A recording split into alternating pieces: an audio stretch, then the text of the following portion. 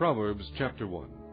The Proverbs of Solomon, son of David, king of Israel, for attaining wisdom and discipline, for understanding words of insight, for acquiring a disciplined and prudent life, doing what is right and just and fair, for giving prudence to the simple, knowledge and discretion to the young. Let the wise listen and add to their learning, and let the discerning get guidance, for understanding proverbs and parables, the sayings and riddles of the wise. The fear of the Lord is the beginning of knowledge, but fools despise wisdom and discipline. Listen, my son, to your father's instruction, and do not forsake your mother's teaching. They will be a garland to grace your head, and a chain to adorn your neck. My son, if sinners entice you, do not give in to them. If they say, "Come along with us," let's lie in wait for someone's blood, let's waylay some harmless soul, let's swallow them alive like the grave, and whole like those who go down to the pit. We will get all sorts of valuable things, and fill our houses with plunder. Throw in your lot with us, and we will share a common purse.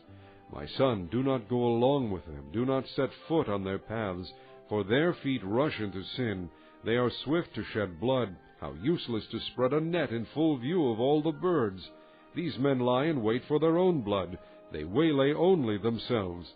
Such is the end of all who go after ill-gotten gain. It takes away the lives of those who get it. Wisdom calls aloud in the street. She raises her voice in the public squares. At the head of the noisy street she cries out. In the gateways of the city she makes her speech.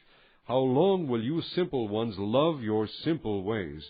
How long will mockers delight in mockery, and fools hate knowledge? If you had responded to my rebuke, I would have poured out my heart to you, and made my thoughts known to you. But since you rejected me when I called, and no one gave heed when I stretched out my hand, since you ignored all my advice and would not accept my rebuke, I in turn will laugh at your disaster. I will mock when calamity overtakes you, when calamity overtakes you like a storm, when disaster sweeps over you like a whirlwind, when distress and trouble overwhelm you. Then they will call to me, but I will not answer. They will look for me, but will not find me. Since they hated knowledge and did not choose to fear the Lord, since they would not accept my advice and spurned my rebuke, they will eat the fruit of their ways, and be filled with the fruit of their schemes. For the waywardness of the simple will kill them, and the complacency of fools will destroy them. But whoever listens to me will live in safety, and be at ease without fear of harm. Chapter 2. My son, if you accept my words and store up my commands within you, turning your ear to wisdom and applying your heart to understanding, and if you call out for insight and cry aloud for understanding, and if you look for it as for silver and search for it as for hidden treasure, then you will understand the fear of the Lord, and find the knowledge of God. For the Lord gives wisdom, and from his mouth come knowledge and understanding. He holds victory in store for the upright. He is a shield to those whose walk is blameless. For he guards the course of the just and protects the way of his faithful ones. Then you will understand what is right and just and fair, every good path. For wisdom will enter your heart, and knowledge will be pleasant to your soul. Discretion will protect you, and understanding will guard you. Wisdom will save you from the ways of wicked men, from men whose words are perverse, who leave the straight paths to walk in dark ways, who delight in doing wrong, and rejoice in the perverseness of evil, whose paths are crooked, and who are devious in their ways. It will save you also from the adulteress, from the wayward wife with her seductive words, who has left the partner of her youth and ignored the covenant she made before God. For her house leads down to death, and her paths to the spirits of the dead. None who go to her return or attain the paths of life. Thus you will walk in the ways of good men, and keep to the paths of the righteous. For the upright will live in the land, and the blameless will remain in it. But the wicked will be cut off from the land, and the unfaithful will be torn from it. Chapter 3. My son, do not forget my teaching, but keep my commands in your heart, for they will prolong your life many years, and bring you prosperity. Let love and faithfulness never leave you. Bind them around your neck. Write them on the tablet of your heart. Then you will win favor and a good name in the sight of God and man. Trust in the Lord with all your heart, and lean not on your own understanding. In all your ways acknowledge him, and he will make your paths straight. Do not be wise in your own eyes. Fear the Lord and shun evil. This will bring health to your body and nourishment to your bones. Honor the Lord with your wealth, with the first fruits of all your crops. Then your barns will be filled to overflowing, and your vats will brim over with new wine. My son, do not despise the Lord's discipline, and do not resent his rebuke, because the Lord disciplines those he loves, as a father the son he delights in. Blessed is the man who finds wisdom, the man who gains understanding, for she is more profitable than silver and yields better returns than gold. She is more precious than rubies. Nothing you desire can compare with her. Long life is in her right hand. In her left hand are riches and honor. Her ways are pleasant ways, and all her paths are peace. She is a tree of life to those who embrace her. Those who lay hold of her will be blessed. By wisdom the Lord laid the earth's foundations. By understanding he set the heavens in place. By his knowledge the deeps were divided, and the clouds let drop the dew. My son, preserve sound judgment and discernment. Do not let them out of your sight. They will be life for you, an ornament to grace your neck. Then you will go on your way in safety, and your foot will not stumble. When you lie down, you will not be afraid. When you lie down, your sleep will be sweet. Have no fear of sudden disaster or of the ruin that overtakes the wicked. For the Lord will be your confidence, and will keep your foot from being snared. Do not withhold good from those who deserve it, when it is in your power to act. Do not say to your neighbor, "Come back later. I'll give it tomorrow," when you now have it with you. Do not plot harm against your neighbor who lives trustfully near you. Do not accuse a man for no reason when he has done you no harm.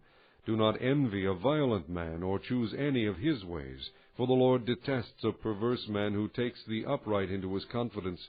The Lord's curse is on the house of the wicked, but he blesses the home of the righteous. He mocks proud mockers, but gives grace to the humble. The wise inherit honor, but fools he holds up to shame. Chapter 4. Listen, my sons, to a father's instruction. Pay attention and gain understanding. I give you sound learning, so do not forsake my teaching.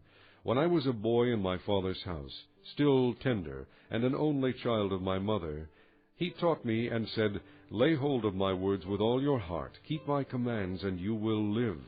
Get wisdom, get understanding. Do not forget my words or swerve from them. Do not forsake wisdom, and she will protect you.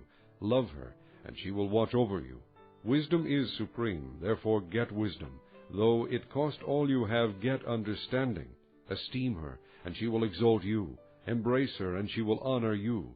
She will set a garland of grace on your head and present you with a crown of splendor. Listen, my son, accept what I say, and the years of your life will be many.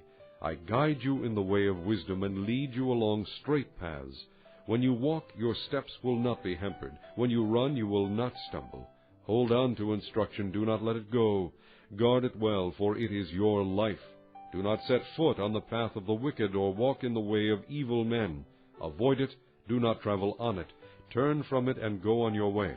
For they cannot sleep till they do evil. They are robbed of slumber till they make someone fall. They eat the bread of wickedness and drink the wine of violence. The path of the righteous is like the first gleam of dawn, shining ever brighter till the full light of day. But the way of the wicked is like deep darkness. They do not know what makes them stumble. My son, pay attention to what I say. Listen closely to my words. Do not let them out of your sight. Keep them within your heart, for they are life to those who find them, and health to a man's whole body. Above all else, guard your heart, for it is the wellspring of life. Put away perversity from your mouth. Keep corrupt talk far from your lips. Let your eyes look straight ahead. Fix your gaze directly before you. Make level paths for your feet, and take only ways that are firm. Do not swerve to the right or the left. Keep your foot from evil. Chapter 5. My son, pay attention to my wisdom. Listen well to my words of insight, that you may maintain discretion, and your lips may preserve knowledge. For the lips of an adulteress drip honey, and her speech is smoother than oil, but in the end she is bitter as gall, sharp as a double-edged sword. Her feet go down to death, her steps lead straight to the grave. She gives no thought to the way of life. Her paths are crooked, but she knows it not. Now then, my sons, listen to me. Do not turn aside from what I say. Keep to a path far from her. Do not go near the door of her house, lest you give your best strength to others, and your years to one who is cruel, lest strangers feast on your wealth, and your toil enrich another man's house. At the end of your life you will groan. When your flesh and body are spent, you will say, How I hated discipline, how my heart spurned correction. I would not obey my teachers or listen to my instructors. I have come to the brink of utter ruin in the midst of the whole assembly. Drink water from your own cistern, running water from your own well. Should your springs overflow in the streets, your streams of water in the public squares? Let them be yours alone, never to be shared with strangers. May your fountain be blessed, and may you rejoice in the wife of your youth.